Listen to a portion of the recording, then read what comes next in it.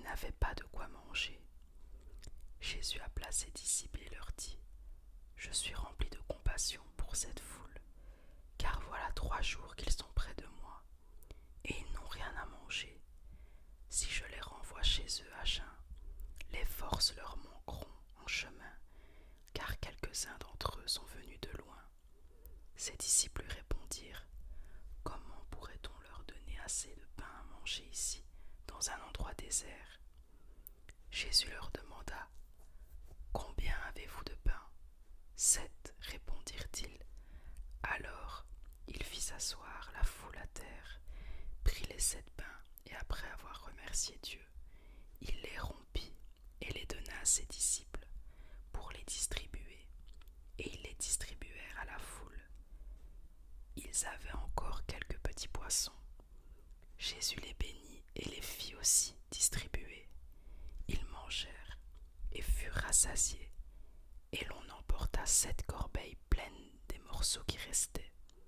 Ceux qui mangeaient étaient environ 4000. Ensuite Jésus les renvoya. Aussitôt, il monta dans la barque avec ses disciples et se rendit dans la région de Dalmanuta. Les pharisiens arrivèrent, se mirent à discuter avec Jésus, et pour le mettre à l'épreuve, lui demandèrent un signe venant du ciel. Jésus soupira profondément dans son esprit et dit : « Pourquoi cette génération demande-t-elle un signe ?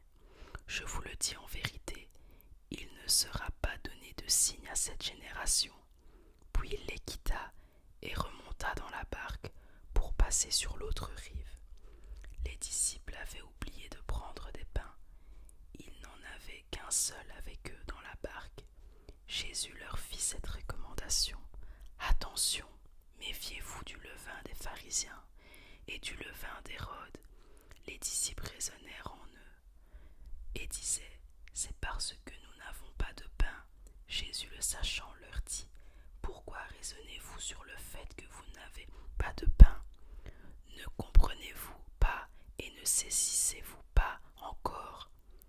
Avez-vous encore le cœur endurci ? Vous avez des yeux et vous ne voyez pas. Vous avez des oreilles et vous n'entendez pas. Ne vous rappelez-vous pas, quand j'ai rompu les 5 pains pour les 5000 hommes, combien de paniers pleins de morceaux avez-vous emportés ? 12, lui répondirent-ils. Et quand j'ai rompu les 7 pains pour les 4000 hommes, combien de corbeilles pleines de morceaux avez-vous emportés ? 7, répondirent-ils. Et il leur dit : Comment se fait-il que vous ne compreniez pas encore ? Ils se rendirent à Bethsaïda. On amena un aveugle vers Jésus et on le supplia de le toucher. Il prit l'aveugle par la main et le conduisit à l'extérieur du village. Puis il lui mit de la salive sur les yeux, posa les mains sur lui et lui demanda s'il voyait quelque chose.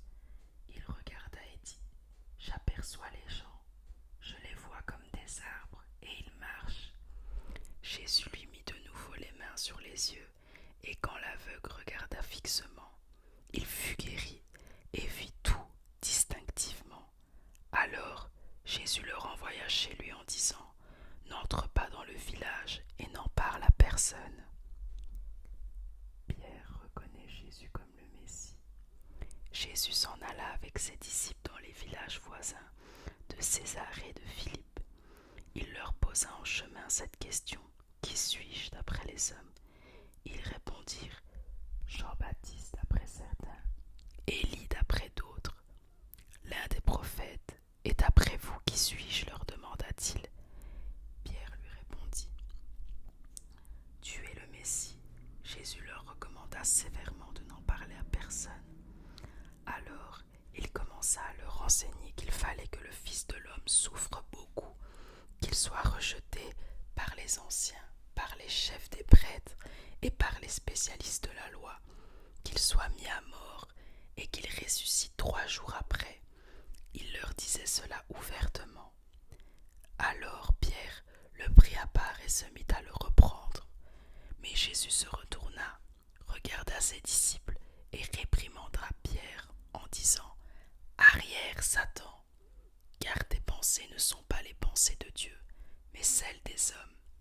Puis il appela la foule avec ses disciples, et il leur dit, « Si quelqu'un veut être mon disciple, qu'il renonce à lui-même, qu'il se charge de sa croix, et qu'il me suive.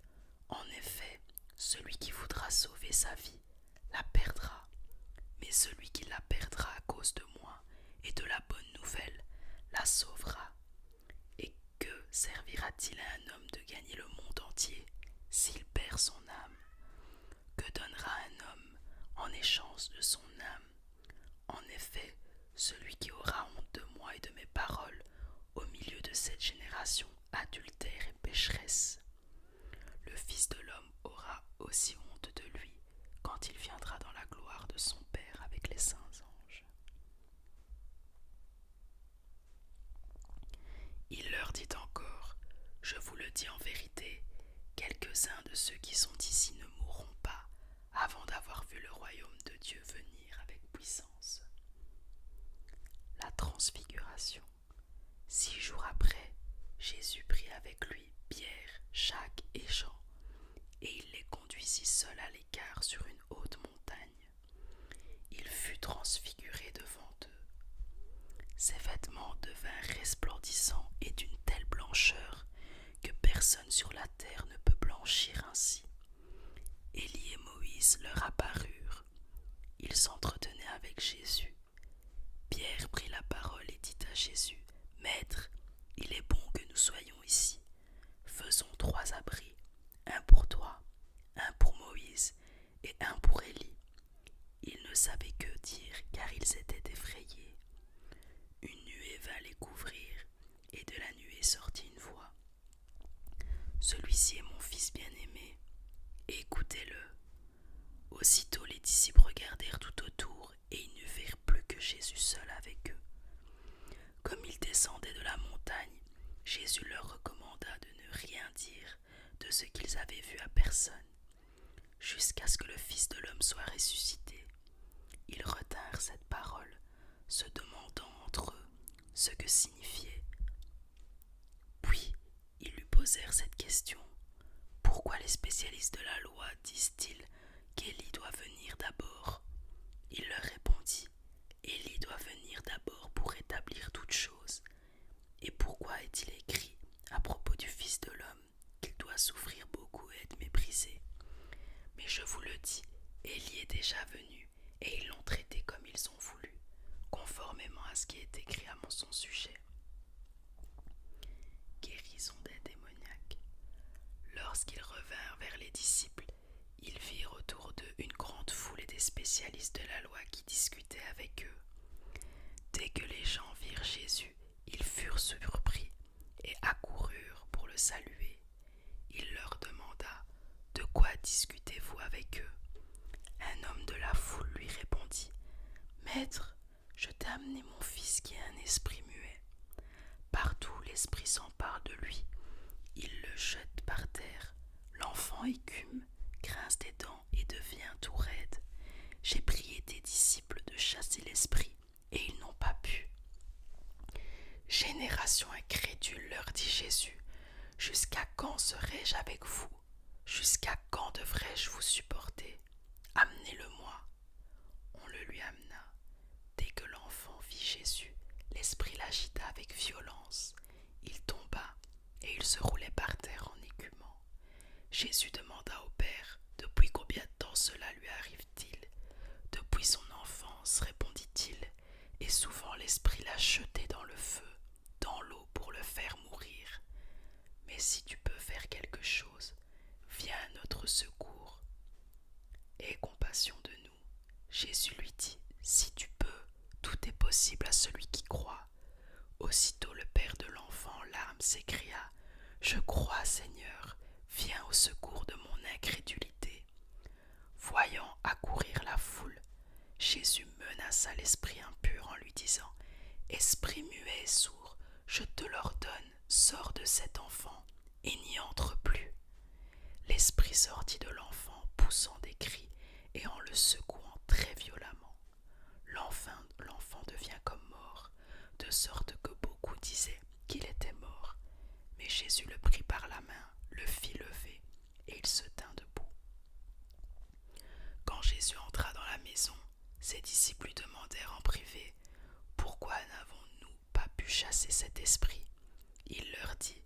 Cette espèce-là ne peut sortir que par la prière et par le jeûne.